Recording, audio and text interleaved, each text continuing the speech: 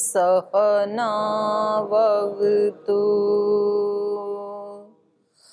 सहनौ भुनक्तु सह वीर्यङ्करवावहै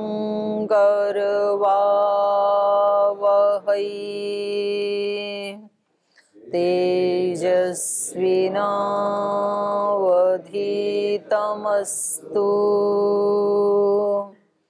मा विद्विषावहै। ॐ व्रतानां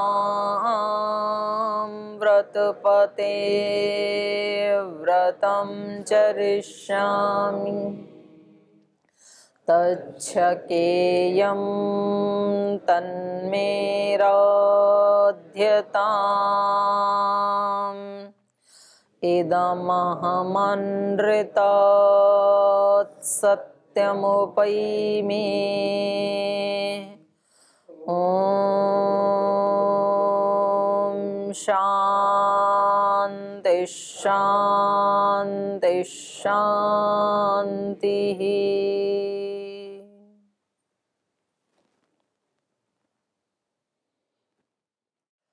वाल्मीकि रामायण के अयोध्या कांड का 32वां सर्ग और प्रसंग चल रहा है श्री राम लक्ष्मण सीता के वन गमन का। और जाते समय माता कौशल्या माता सीता को उपदेश दे रही हैं कि आपको कैसा आचरण करना है, क्योंकि हर व्यक्ति के जीवन में कुछ अप डाउन्स आते हैं। तो श्री राम के जीवन में भी इस समय एक ऐसा कालखंड, एक ऐसा काल का समय का ऐसा वो चल रहा है, एक पीरियड जिसको हम बहुत अच्छा नहीं कह सकते हैं। सांसारिक दृष्टि से, आध्यात्मिक दृष्टि से कुछ भी खराब नहीं होता है। तो उसमें आपको कैसे अपने पति का अनुगमन करते हुए किस तरह से आपको आचरण करना चाहिए, जिसका जिसके साथ संबंध है, और उसके संबंधी को कभी जीवन में कभी कोई उतार चढ़ाव आते हैं तो उस समय उसको अपने साथी के साथ कैसा व्यवहार करना चाहिए, ये एक बहुत सुंदर उपदेश चल रहा है। तो पीछे की कक्षा से किसी को कुछ पूछना है तो पहले पूछ सकते हैं। कोई प्रश्न है किसी का? बोलो। ओम दीदी जी, कल जो थी थोड़ी सी बात में अधूरा रह गया था, तो उसमें ये पूछना है कि आपने जो 2 साल साधना की तो उसका फलश्रुति क्या आई? देखो, आपने कल प्रश्न पूछा, मैंने पूरा बता दिया।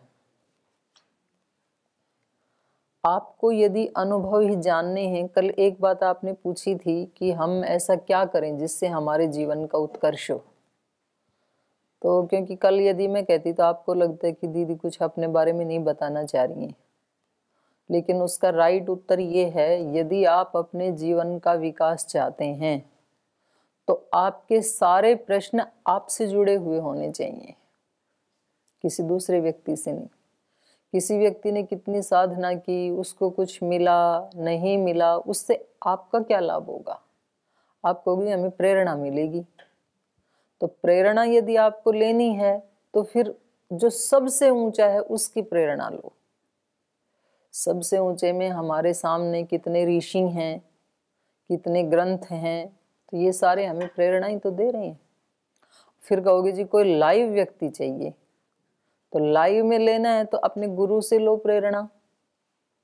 भाई, जिन्होंने अपने जीवन को सारे संसार के सामने ऐसे दिखा दिया शीशे की तरह से कि जीरो से चल करके, बिना किसी बैकग्राउंड के, बिना किसी सरकारी सहायता के, कैसे कोई व्यक्ति अपने आप को अभ्युदय की दृष्टि से, निःश्रेयस की दृष्टि से स्थापित कर सकता है। तो इतना बड़ा लाइव उदाहरण हमारे सामने।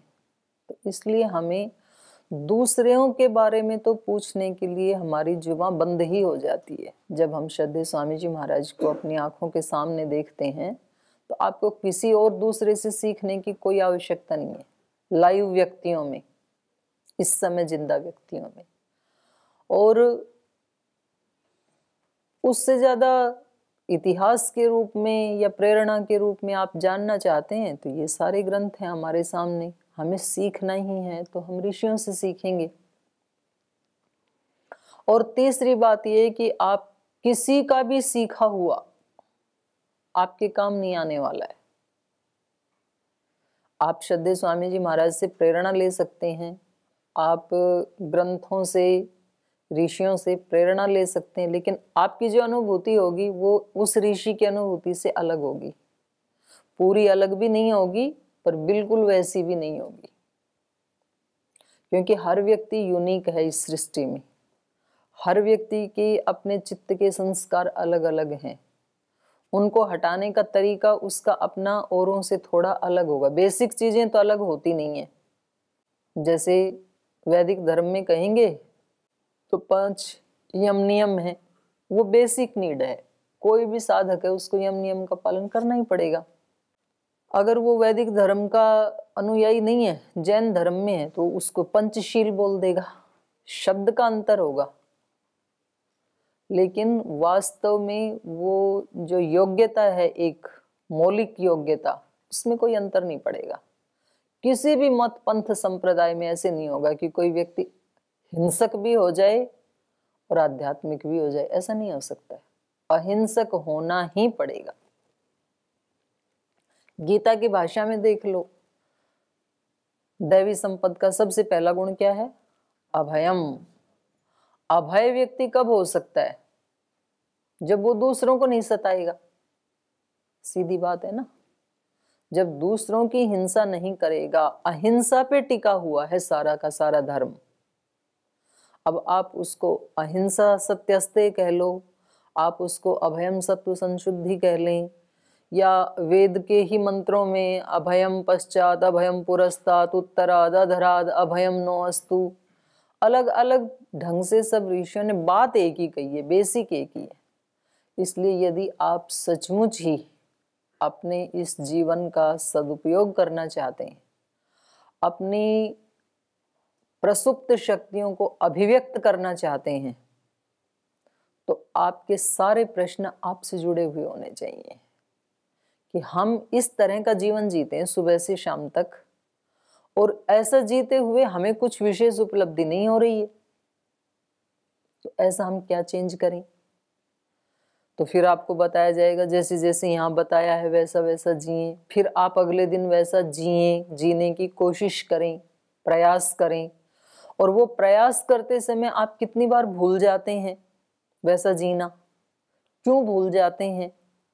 भूल जाते हैं तो उस समय क्या करते हैं, ये सब आपको जानना पड़ेगा।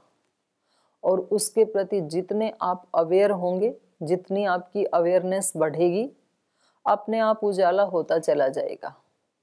और नहीं तो फिर व्यक्ति को ये भी एक शौक बन जाता है कि वो एक बार किसी एक व्यक्ति के बारे में पूछेंगे, फिर दूसरे, तीसरे, चौथे, पांचवें, दुनिया भर के ऋषियों के बारे में पूछ लो आप, उनकी अनुभूति से आपको लाभ नहीं होगा। आपको लाभ होगा जैसा उन सब ऋषियों ने जिया और जैसा आपने समझा, जिसको आप अच्छा मानते हैं। आप सुबह जल्दी उठने को अच्छा मानते हैं कि बुरा मानते हैं? सुबह उठ करके मंत्र पाठ करने को अच्छा मानते हैं, बुरा? यज्ञ करना अच्छा है कि बुरा? योग करना, प्राणायाम करना, विद्याभ्यास करना, शांत मन रहना, झगड़ा करना मैंने कहा इसमें भी अच्छा ना बोल दो कभी सात्विक आहार लेना, कम आहार लेना, चबा चबा के खाना, खाते समय शांत मन रहना, सारी अच्छाइयों को जानते ही हो आप, सिखाएं क्या आपको? जिस जिस को आपने अच्छा माना, जिस जिस चीज को, अब आप अपनी चेकिंग करो कि जिस जिस को आप अच्छा मानते हो वो सारा अच्छा आप जी रहे हैं कि नहीं जी रहे हैं। आप नियमित रूप से सुबह जल्दी उठ रहे हैं कि नहीं उठ रहे हैं। तो आपको पता चलेगा, आप में से कुछ ऐसे होंगे कि जी कभी उठ जाते हैं, कभी नहीं उठते हैं, या उठते भी हैं तो श्रद्धा से नहीं उठते हैं, मतलब वो तो सिर पे डंडा बजता है तो उठ जाते हैं। तो अब आप अपने चेकिंग करो कि आप ऐसा क्यों कर रहे हैं। जब आप इसको अच्छा मानते हैं तो आप ऐसा क्यों कर रहे हैं, खोजो उसको। आप कह रहे हैं कि सुबह सुबह उठते ही अपने मन की फ्रीक्वेंसी को भगवान के साथ जोड़ना चाहिए सबसे पहले। प्रातरग्निम प्रातरिंद्रम, उन दैवी शक्तियों का आप आह्वान कर रहे हैं, वो सब आए। और लास्ट में आप कहते हैं देवानाम सुमतौ श्यामा, पूरे दिन भर हम कैसे रहेंगे, देवों की संगति में रहेंगे। किसी की संगति में तो रहना ही है, या तो देवों की संगति में रहोगे, या मनुष्यों की संगति में रहोगे, या असुरों की संगति में रहोगे। तो सारे दिन देवों की सुमति में हम रहते हैं कि नहीं रहते हैं, ये चेक करो आप। यही वैदिक धर्म है, यही वैदिक परंपरा है। आजकल कुछ लोग बोले जी हमने तो ना अपनी घड़ी में, अपने मोबाइल में एक वो लगा रखा है, अलार्म लगा रखा है, तो वो हर 1 घंटे के बाद बज जाता है, तो हम परमात्मा की याद करते हैं। तो उन्होंने उसको नाम दिया स्पीड ब्रेकर।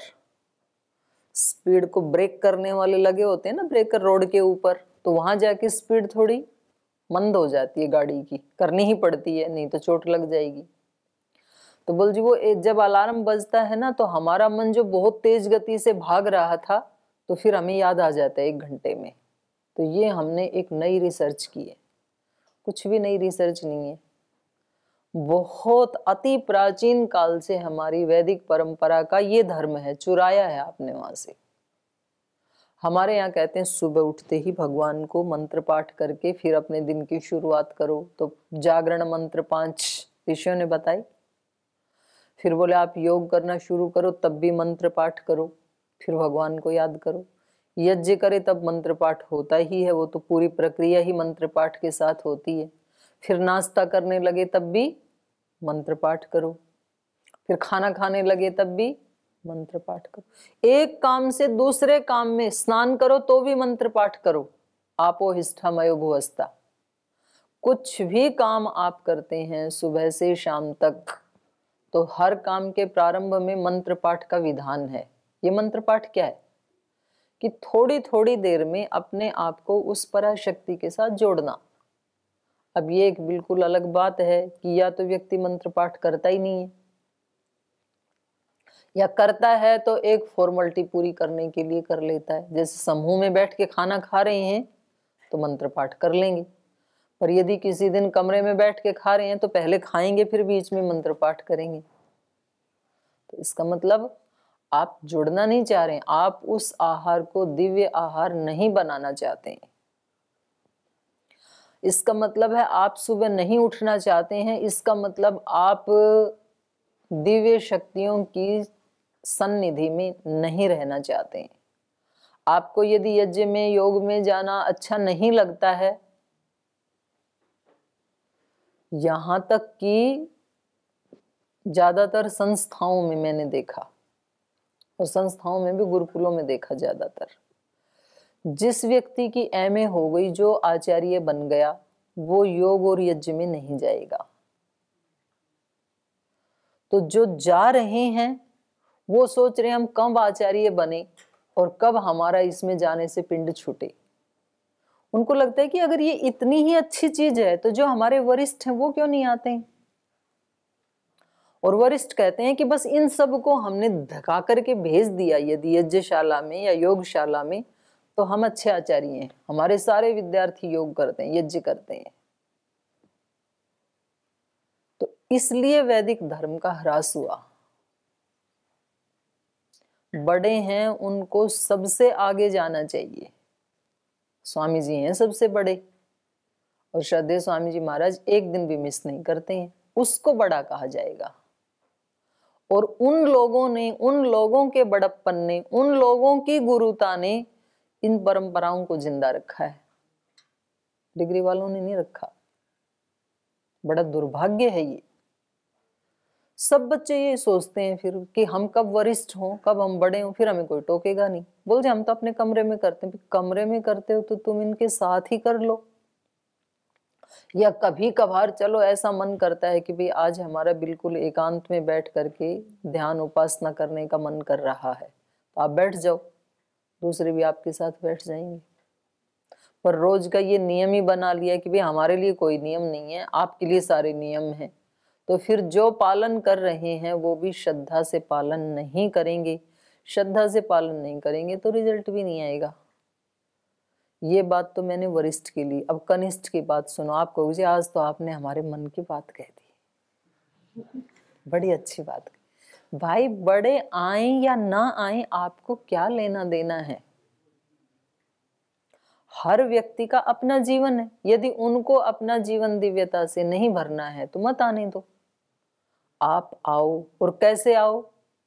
डंडे से हाँकने से आओगे तो आओ भी गए और मिलेगा कुछ भी नहीं।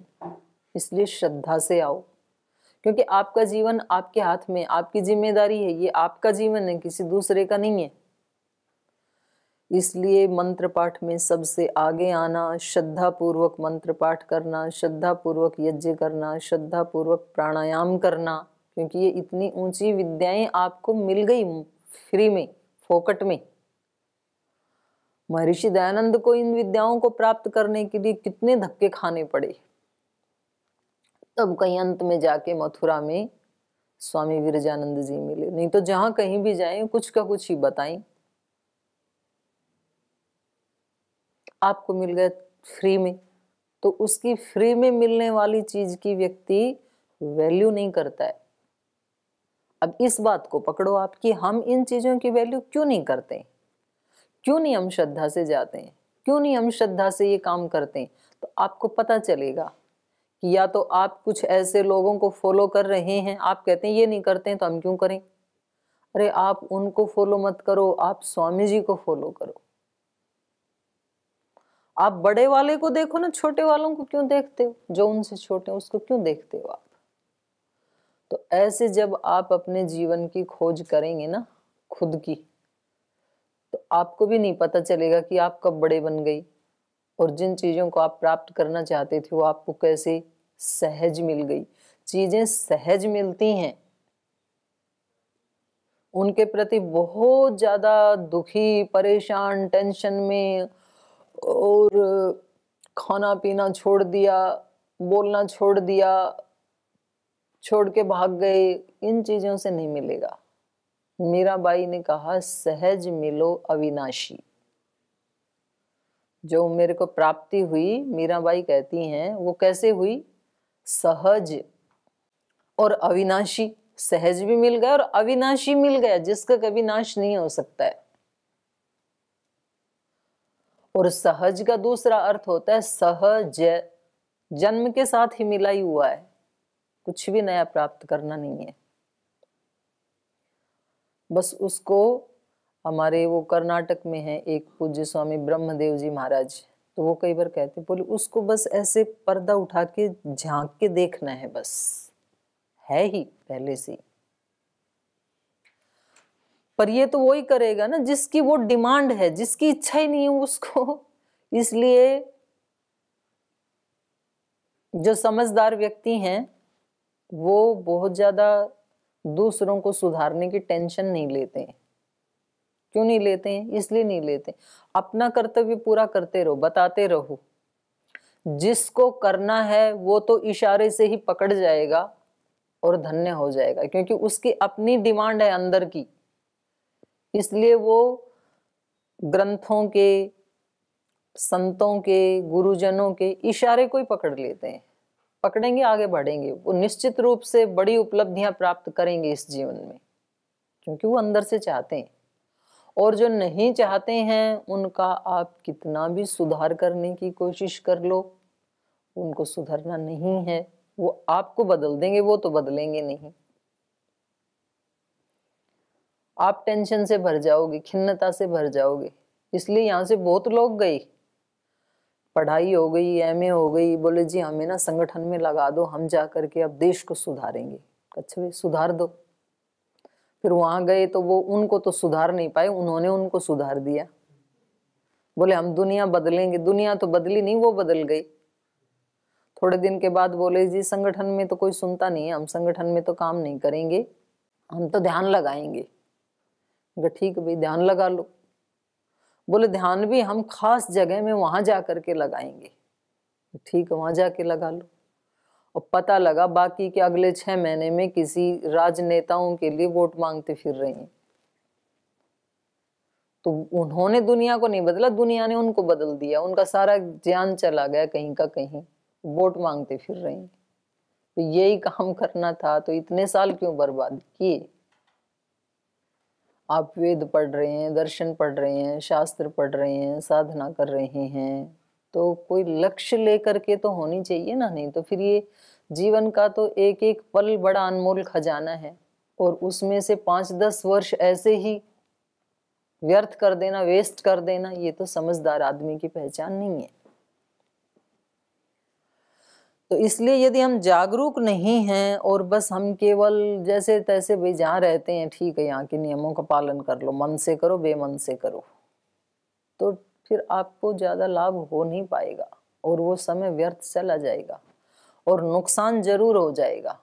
क्योंकि अब आपके संस्कार बन जाएंगे 5-7 साल में, हर चीज को ऊपर ऊपर से करने का, हर चीज को प्रदर्शन की तरह से करने का, हर चीज में फॉर्मेलिटी की तरह करने का, फिर जिंदगी में यही संस्कार बन जाएंगे, तो आप गहरे में जा नहीं पाएंगे कभी भी। तो साधक व्यक्ति वो है, समझदार व्यक्ति वो है, जो काम आपके सामने है उसके आप डीप में जाओ कि हमारे सामने ये नियम है, हमें सुबह से शाम तक ये करना पड़ता है, क्यों करते हैं तो क्या लाभ होता है, नहीं करते हैं तो क्यों नहीं करते हैं, कौन से संस्कार बाधक बनते हैं, क्या हानि होगी, कौन सा लाभ होगा, आप उसके तह तक जाओ। अगर इन चीजों का पालन करने में आपने कोई ऐसी उपलब्धि की कि जिससे तो बड़ी हानि होती है, तो आप फिर बताओ सबको, हमें भी बताओ, तो कल से ही वो सब नियम बंद करेंगे। जो हानि करते हैं वो चीजें क्यों पालन करना भाई, और यदि फायदा करते हैं तो भी उसके डीप में जाओ। आप देखो योग ग्राम में जो रोगी आते हैं, यद्यपि उन्होंने अपने रोग के लिए प्राणायाम करना शुरू किया, किसी ने 2-2 घंटा, किसी ने 3-3 घंटा, और अब वो आके बताते हैं, स्वामी जी को थोड़े सारे रोग हुए थे, जितने भी रोगों के नाम और दवाएं आज बन गई पतंजलि योगपीठ में, ये किन लोगों के परिणाम से बनी? जिन्होंने प्राणायाम का अनुष्ठान किया, योग का अनुष्ठान किया, और डीप में जाकर के किया, ऊपर ऊपर से नहीं। वो डीप में इसलिए नहीं गए कि उनको कोई अन्वेषण करना था, डीप में इसलिए गए, रोगी थे तो 2-4-10 दिन किया, फायदा होने लगा और गहरे में चले गए, और फायदा हुआ और गहरे में चले गए। एक रोग के लिए शुरू किया था, 50 रोग ठीक हो गए, और साथ में मन प्रसन्न हो गया। फिर यहाँ आकर के बताते हैं वो। तो आप शास्त्र क्यों पढ़ें? आप पढ़ के देखो कि इससे होता क्या है, फायदा क्या है। जो पढ़ा उसका चिंतन किया, उसका मनन किया, वैसा आचरण करना शुरू किया, फिर और गहरे में उतरे, फिर और गहरे में उतरे, तो पता लगा कि ये तो रास्ता बहुत अच्छा है, तो फिर व्यक्ति कभी छोड़ नहीं सकता है उसको, क्योंकि ये सर्वश्रेष्ठ सुख देने वाली विद्या है। और जब व्यक्ति को सुख मिलने लगता है तो छोड़ना नहीं चाहता, ये आत्मा का स्वभाव है। जब तक उसको अंतिम सुख ना मिल जाए तब तक वो तृप्त होता नहीं है, और अंतिम सुख मिलने की शुरुआत इससे होती है। तो इसलिए आनंद जी, प्रश्न सारे अपने बारे में करो, यदि सचमुच आप अपना विकास चाहते हो तो। ठीक है, तो जो आपके लिए है उसको करते हुए क्या बाधाएं हैं उनको ढूंढो, और फिर उसकी हम यहाँ कक्षा में चर्चा करेंगे। और कोई प्रश्न? जी। ओम दीदी, मेरा एक प्रश्न है कि जैसे माता कौशल्या का स्वभाव है, माता सीता का, तो वो स्वभाव क्या कारण बनता है स्वभाव के पीछे? और जैसे अभी भी लोक में रहता है वैसा स्वभाव, लेकिन वो जैसे धर्मयुक्त आचरण रहता है तो किसको समर्पित रहता है? देखो, स्वभाव तो छोटे छोटे जो कार्य हैं हमारे, उनको मिलाकर के ही स्वभाव बनता है। और उन कार्यों को जिस रीति से हम करते हैं, जिस भाव से करते हैं, फिर वो कई दिन तक जब हम करने लग जाते हैं ना, तो वो ही स्वभाव बन जाता है। स्वभाव का मतलब होता है कि फिर उसको करने में ज्यादा आपको एफर्ट नहीं करना पड़ता। जैसे जब आपने पहली बार चलना सीखा होगा तो कितनी बार गिरे होंगे? हर बच्चा ही गिरता है ना। एक कदम इतना डगमग डगमग करते बेचारा उठता है, फिर गिर जाता है, फिर मुश्किल से उठता है, फिर गिर जाता है, फिर मुश्किल से एक कदम आगे बढ़ाता है। तो उस बच्चे से पूछो कि पैदल चलने के लिए कितना उसको एफर्ट करना पड़ता है, बेचारे को कितनी चोट खानी पड़ती है। फिर थोड़े दिन में वो बिना गिरे आराम से यहाँ से वहां तक चलना सीख जाता है। तो उसको लगता है बड़ा सक्सेस हो गया मैं, अब गिरता ही नहीं हूँ। और फिर और थोड़े दिन में यहाँ से गेट तक जाने लग जाता है। और फिर अब आप ऐसा चलना सीख गए कि ऊपर से 3 मंजिल से नीचे उतर आते हैं और पता भी नहीं चलता है आपको कि हम कोई काम कर रहे हैं। क्रिया तो वही है ना, चलने वाली, जो उस दिन पहले दिन थी। अब इतने वर्ष आपने उस क्रिया को कर करके अब ये क्रिया ऐसी हो गई है, आपको पता भी नहीं चलता है कि आप कोई काम भी कर रहे हैं चलने का।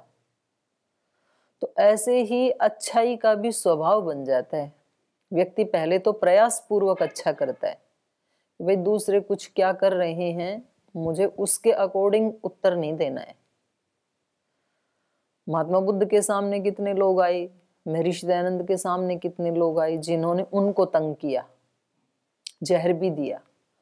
तो महर्षि दयानंद कहते हैं इसके अकॉर्डिंग मुझे उत्तर नहीं देना है। तूने मेरे को जहर दिया तो ठीक है, अभी मैं तेरे को कैद करवा करके जेल में डलवा देता हूँ या मरवा देता हूँ, टिट फॉर टैट।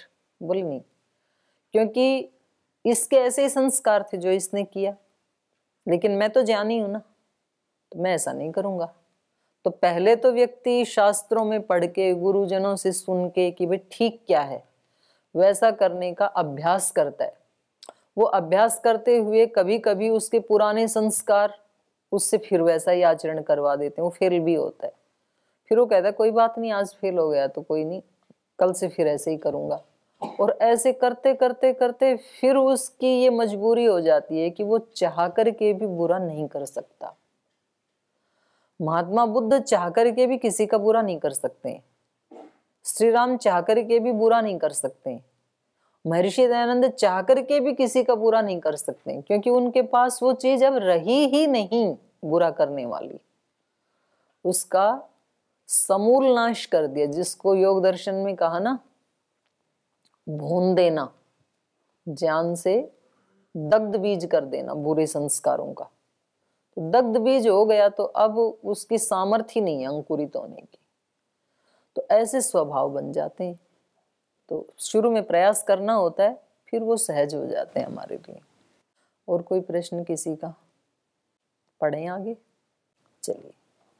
तो यहाँ माता कौशल्या कह रही हैं, पुरा सुखम अनुभूय अल्पामपि आपदाम प्राप्य दुष्यन्ति प्रजहात्यपि एष असत्य नारीणाम स्वभावः।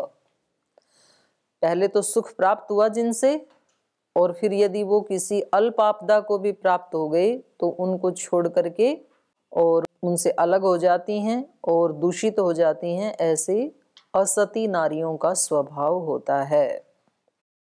असत्यशीला विकृता दुर्ग्राह्य हृदया सदा युवत्य पाप संकल्प क्षण मात्र विरागिण।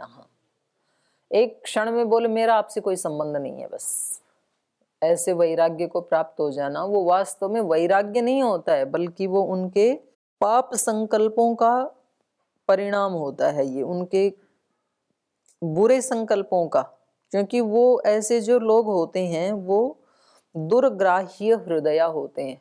उनका हृदय कम काम करता है, संवेदनाएं नहीं होती हैं हृदय में, ग्रहणशील हृदय नहीं होता है उनका, ग्राह्य हृदय नहीं होता है, दुर्ग्राह्य होता है, जो किसी चीज को, किसी भावना को, संवेदना को ग्रहण ही ना करे,